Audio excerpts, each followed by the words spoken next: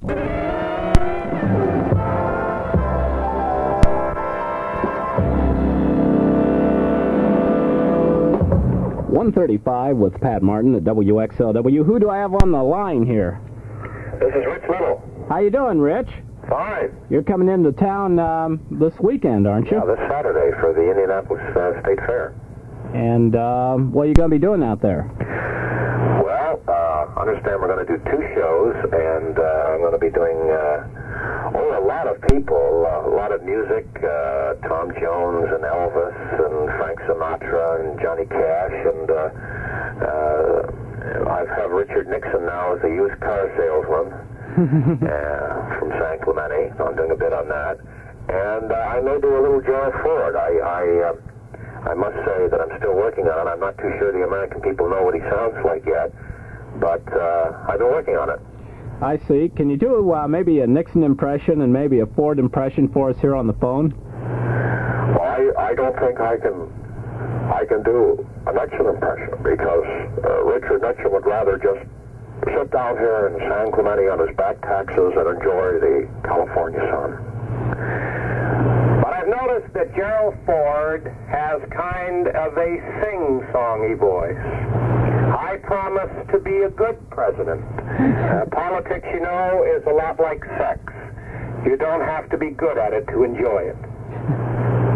That's great. What was the name of that movie you were in about... I can't believe I just said that. What? What was the name of the movie that you were in about 3 or 4 years ago, the Smothers Brothers? Oh, yeah.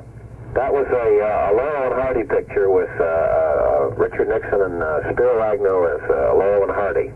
I saw that about 6 or 7 months ago. It was here in town again. They had it replaying at one of the theaters. It didn't do too well. I think the government sort of squashed it. Mm-hmm. And it was funny in parts, but it was fun to do, except the makeup. I had to go through to look like Richard Nixon every morning. It took me 3 hours, you know, to put all the rubber on my face and build up my nose and my cheeks and everything. I see.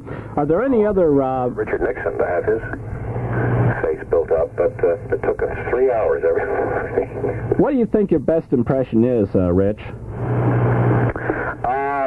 Well, I had a survey done by a radio station in Canada. They had a survey for the 10 top voices they thought I did, and you phoned in and voted. Then they gave prizes away, and whether I would choose this man or not myself, as he certainly, I guess, is one of the ones I'm known for, but I see Jack Benny came out #1. Okay, let's hear you, Jack Benny.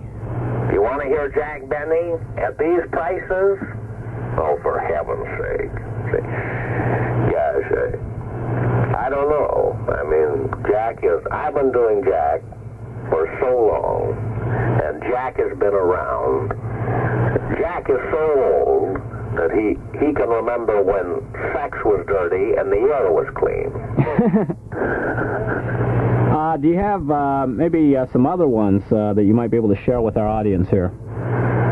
Well, gee, I don't know. It would depend on who you want. I do 160 voices, but, you know, everybody has their favorites, I guess. And Paul Lenn's one of them. Let's hear a Paul Lenn. And Kurt Douglas and John Wayne get a lot of requests for Old Duke. And Jimmy Stewart, he was the first voice. Hi, Upper Dad. So, you know, they range from singers, and everybody, as I say, has their own particular favorite. But this contest, Jack Benny was first, and Stewart was second, and John Wayne was third, which is very interesting. Let's hear your Johnny Carson. I understand you have a good Carson.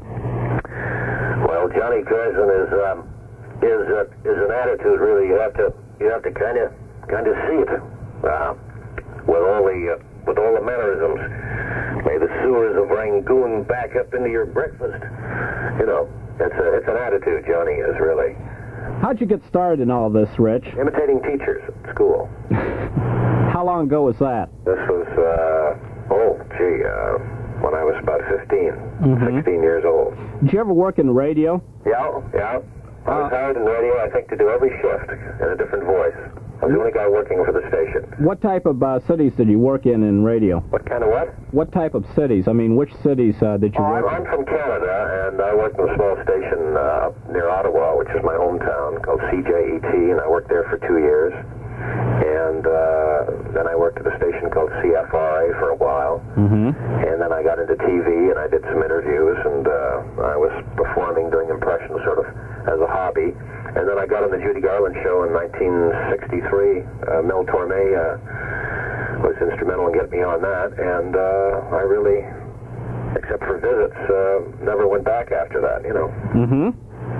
Well, it's real nice talking to you today. I don't want to take up much more of your time, Rich, but thank you so much for calling us, and we'll be seeing you out at the fair this weekend. Oh, come out and see us.